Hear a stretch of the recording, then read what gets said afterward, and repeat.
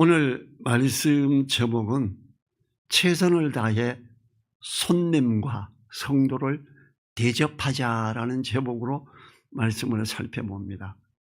손님 대접하기를 즐거워하는 아브라함이 자신이 알지도 못하고 이 하나님의 사자인 천사를 대접한 상황이었다고 히브리서에서 그렇게 표현을 하고 있습니다. 우리는 오늘 말씀을 통해 손님 대접하는 것을 잊어버리지 말아야 합니다. 그리고 손님을 대접하는 것을 하나님이 얼마나 소중히 여기시는지도 생각해 봐야 됩니다. 1절 같이 읽어볼까요? 여호와께서 마므레 상수리 숯불 근처에서 아브라함에게 나타나시니라. 오정 즈음에 그가 장막문에 앉았더라. 자, 하나님이 상수리 숯불 근처에서 아브라함에게 나타났다 그래요. 그런데 2절부터 보면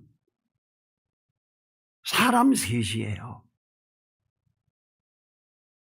히브리서를 기준으로 보면 하나님이 보내신 사자, 천사가 사람의 모습으로 온 거예요. 그리고 1절에서는 하나님이 아브라함에게 나타났다 이렇게 이야기를 해요. 상수리 숯불 근처에서 아브라함에게. 하나님은 아브라함의 후사와 이제 14절에 가면 우리가 14절 한번 같이 읽어볼까요? 14절, 18장 14절. 여호와께서 능치 못한 일이 있겠느냐? 기한이 이를 때에 내가 내게로 돌아오리니 사라에게 아들이 있으리라. 이 아브라함의 후사 사라, 소돔과 고모라에 대한 것, 이 20절에서는 여호와께서 또 가라사대 소돔과 고모라에 대한 부르짖음이 크고 그 죄악이 심히 중하니 그래요.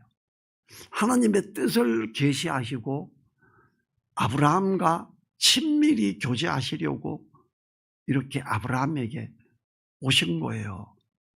이처럼 하나님은 자기 백성을 위해 친히 찾아오시는 분이시다. 그런데 어떻게 사람을 통해서 오신다라는 거예요. 하나님의 뜻을 전하는데 사람을 통해서 전하고 함께하고 교제하는데 사람을 통해서 한다라는 것이요. 범죄하여 나무 사이에 숨었던 아담과 하와에게도 먼저 찾아오셨던 게 하나님이셨습니다. 창세기 3장 9절에서 여호와 하나님이 아담을 부르시며 그에게 이르시되 내가 어디 있느냐. 그리고 하나님은 인간의 죄 문제를 해결하려고 사람의 모습을 입고 이 땅에 오셨지요. 그게 빌립보서 2장이 말하고 있지요. 빌립보서 2장 6절부터 8절에 제가 읽어볼게요. 그는 근본 하나님의 본체이시나 하나님과 동등됨을 취할 것으로 여기지 아니하시고 오히려 자기를 비워 종의 형체를 가져 사람들과 같이 되었고 사람의 모양으로 나타나셨으니 자기를 낮추시고 죽기까지 복종하셨으니 곧 십자가에 죽으십니다. 예수님을 말하죠. 사람의 모습으로 오시고 비로소 사람의 모습으로 오셔서 사람의 죄를 대신해서 죽으신 분이 하나님이셨던 거예요. 그 하나님이 지금 아브라함에게 나타나시는데, 자 이제 2절을 보지요. 눈을 들어본즉 사람 셋이 맞은편에 섰는지라. 그가 그들을 보자 곧 장막 문에서 달려나가 영접하여 몸을 땅에 굽혀. 장막 문에서, 장막이 뭐예요? 텐트 같은 거 친 집이에요. 텐트 집에 있다가 텐트에 문을 열고 얼른 쫓아나갔다는 거죠. 눈을 들어서 이렇게 보는데 세 사람이 아브라함에게 보였습니다. 이때 아브라함의 행동을 주위에 보면요, 전혀 망설임 없이 달려나가서 환영하며 정중히 모시고자 하는 모습을 보입니다. 1절에서 분명히 하나님이 임하셨다 그랬는데 아브라함은 하나님을 의식하지 못하고 세 명의 사람으로만 알아봅니다. 그럴 수밖에 없지요. 분명히 나그네의 사람 세 명에게 극진히 인사하고 섬기고자 하는 아브라함을 봅니다. 이 구절에 사람 세설이 나여 히브리서 기자는 아브라함이 하나님의 사자임을 알지 못했지만 손님을 섬겼다고 합니다. 히브리서 13장 2절에서 손님 대접하기를 잊지 말라. 이로써 부지 중에 천사들을 대접한 이들이 있었느니라 그래요. 손님 대접하는 것, 우리는 어떨까요? 모르는 사람이 식사 시간 정도가 됐는데 조금 지쳐 보이고 멀리서 오는 것처럼 오면 그냥 뭐 가네 이렇게만 말할까? 안녕하세요. 식사는 하셨습니까? 부족하지만 같이 식사하실래요? 이런 말을 우리는 할 수 있을까? 지금 아브라함은 그렇게 합니다. 3절에 보지요. 가로되 내 주여, 내가 주께 은혜를 입어 싸우면 원컨대 종을 떠나 지나가지 마옵시고. 아브라함은 세 사람을 향해 주여 그래요. 자기를 낮춰서 종이라 그래요. 그냥 지나가지 말기를 간절히 부탁합니다.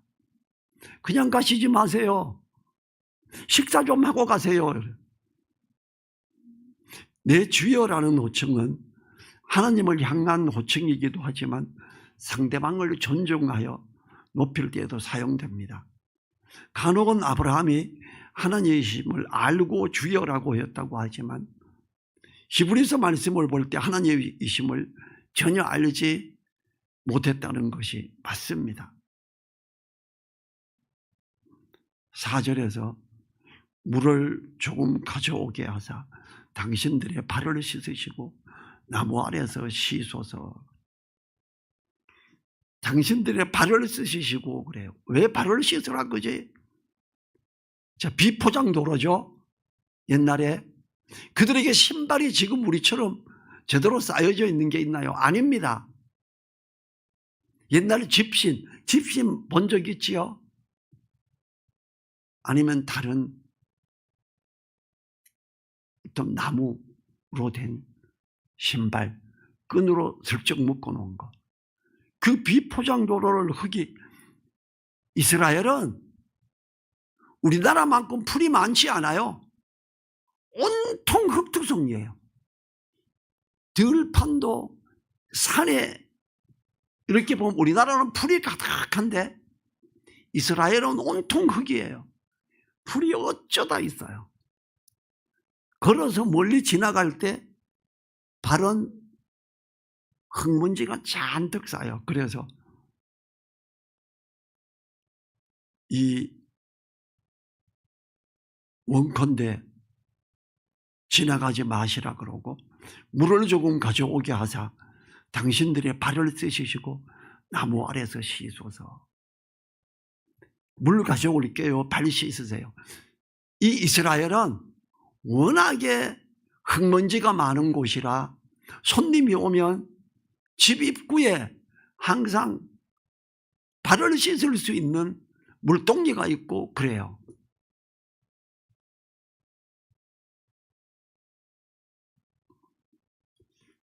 우리가 만약에 나그네를 대접할 때 이런 자세를 갖는다면 얼마나 좋을까요? 물론 지금 우리는 뭐 양말도 신고 신발도 옳은 걸 신어서 발이 그렇게 막 더러워지고 이러지지는 않죠. 5절에서 5절 같이 읽어볼까요? 내가 떡을 조금 가져오리니 당신들의 마음을 쾌활케 하신 후에 지나가소서. 당신들이 종국에 오셨음이니이다. 그들이 가로되 내 말대로 그리하라. 물 떠올 게 발 좀 씻으세요. 그럼 수건도 갖다 줬겠죠. 그리고는 떡을 조금 가져올 테니까 그거 먹고 기분 좋게 하신 후에 가십시오. 그래요. 여행 중에 피곤한 사람에게 발 씻을 물을 주고 떡까지 대접하고자 합니다. 그런데 지금 떡이 있는 것이 아님을 다음 구절에서 알 수 있어요. 떡이 없어요. 이제 떡을 해야 돼요. 떡을 빨리 하려면 어떻게 해야 돼요? 옛날에는 기계가 없잖아요. 손으로 절구에다가 쌀을 막 빻아야 돼. 밀을 막 빻아야 돼. 그리고 그 가루를 채로 흔들어서 가루를 받아서 뭉쳐서 반죽을 해서 하게 되지요. 아브라함이 이렇게 극진히 손님을 대접하는 이유를 당신들이 종에게 오셨기 때문입니다. 이렇게 말해요. 우리에게 오신 손님을 대접해야 함을 성경은 가르쳐 주고 있지요. 로마서 12장 13절에서 성도들의 쓸 것을 공급하며 손대접하기를 힘쓰라. 신약에서 그래요. 손님 대접하기를 힘쓰래요. 성도들의 쓸 것도 연보를 통해 공급하고 우리에게 오는 손님도 대접하기를 힘쓰라고 합니다. 6절 넘어가 보죠. 6절 같이 읽어봐요. 아브라함이 급히 장막에 들어가 사라에게 이르러 이르되 속히 고운 가루 세스알을 가져다가 반죽하여 떡을 만들라. 떡이 없어요.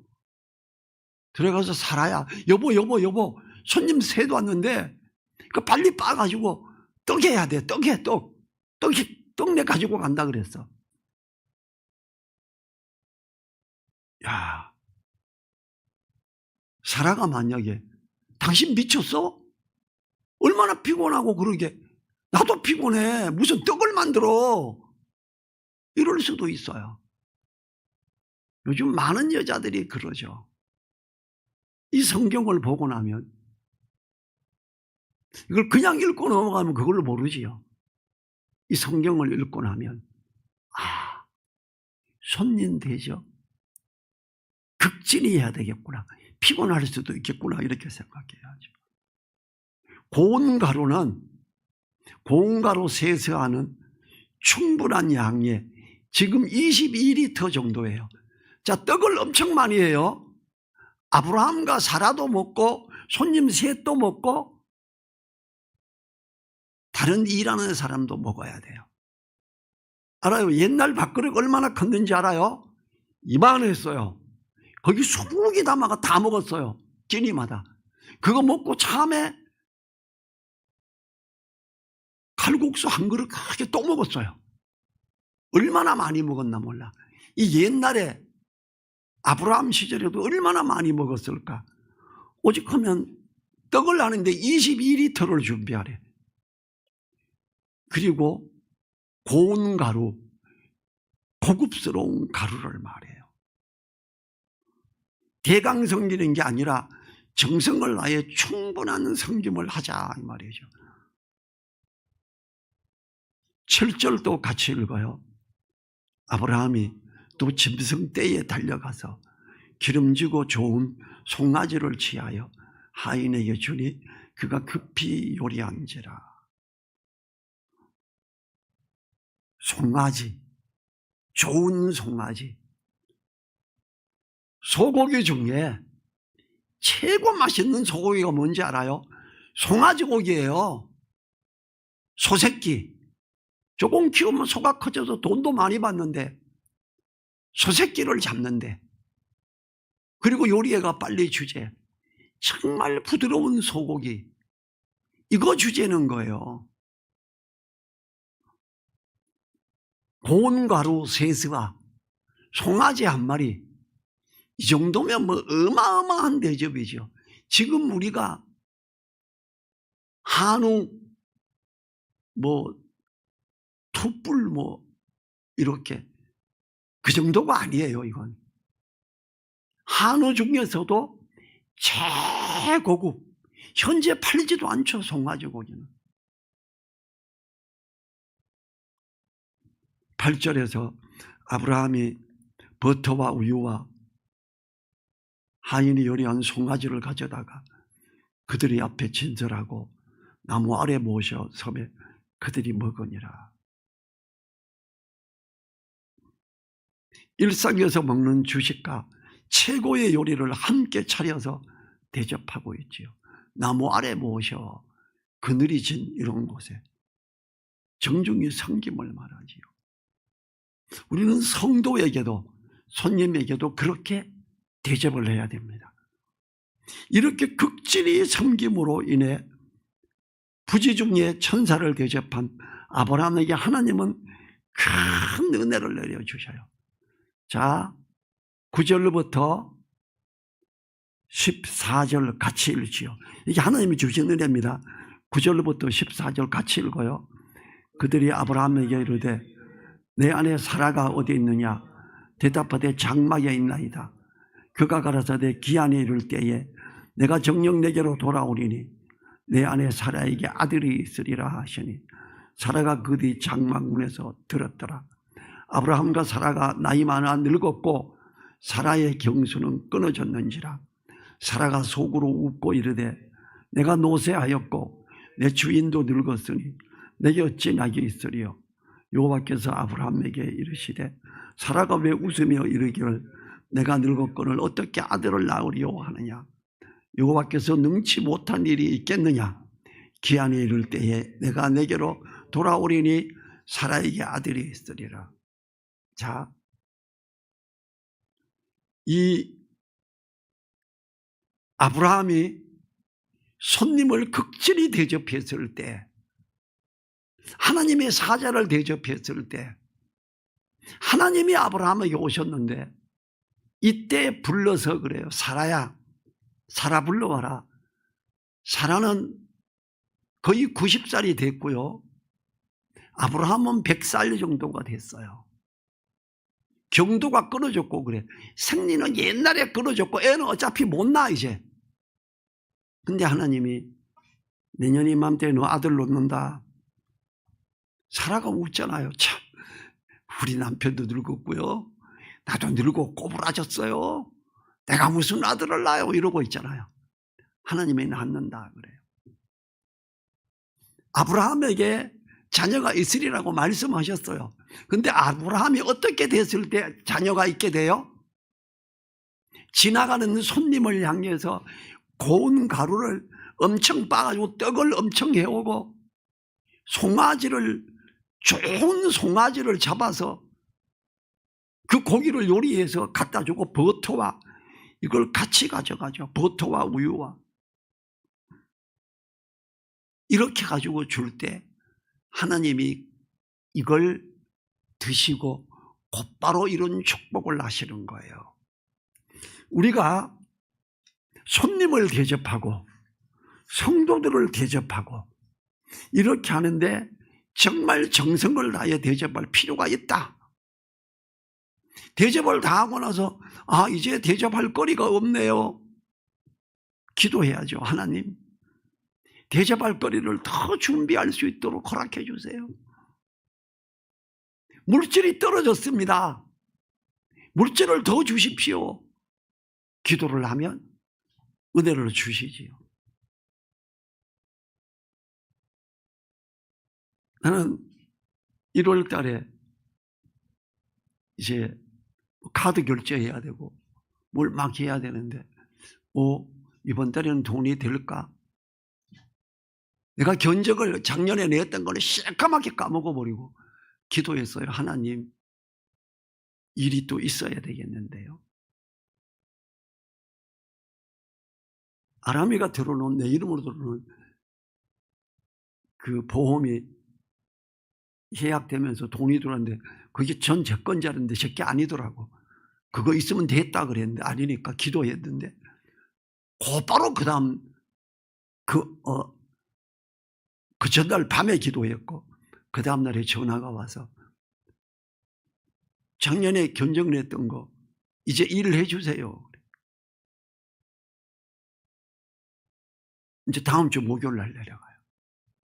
또 조그만한 것이면 전화 와서 해달래. 그래가지고 내일 가요. 우리가 필요를 기도했을 때 하나님은 응답해 주시고 이걸 이끌어 주시더라고요. 일거리가 없는지 알았어요, 1월 달은. 그런데 저는 기도하고 곧바로 답이 오는 거예요. 두 곳에서나 답이 오는 거예요. 아브라함이 열심히 이렇게 했을 때 손님을 대접하고 하나님 앞에 옳게 있고자 할 때 하나님이 응답하셔서 사라를 불러봐라. 사라야, 이제 너 아들 낳을 거야. 이렇게 말을 하고 있죠. 사라가 의학적으로 볼 때 애를 못 낳아요. 사람의 생각을 볼 때 아예 애를 못 낳아요. 너 낳게 된다 이야기해 주고 있지요. 너무 감사하지요. 우리는 최선을 다해 손님과 성도를 대접하자. 아브라함이 이렇게 하는 걸 왜 여기서 놨어요? 그리고 이걸 히브리서 11장 13장에 왜 기록해 놨어요? 우리가 해야 되니까 기록해 놓은 거예요. 그리고 이를 통해서 하나님이 역사하셨다. 그 대접하는 3명, 거기에 하나님의 일꾼이 천사가 있었고 그가 지금 불러서 말을 하잖아요. 그리고 이 후반부에서는 여호와께서 그래요. 13절에서 여호와께서 아브라함에게 이르시되 사라가 왜 웃으며 이르기를 내가 늙었거늘 어떻게 아들을 낳으리요 하느냐 그래. 3명의 사람을 대접했는데 거기에 하나님의 일꾼이 있었던 거예요. 우리가 대접하는 어떤 사람, 그 사람이 정말 하나님이 보낸 사람일 수가 있고 하나님의 일꾼일 수가 있어요. 하나님은 이걸 다 아십니다.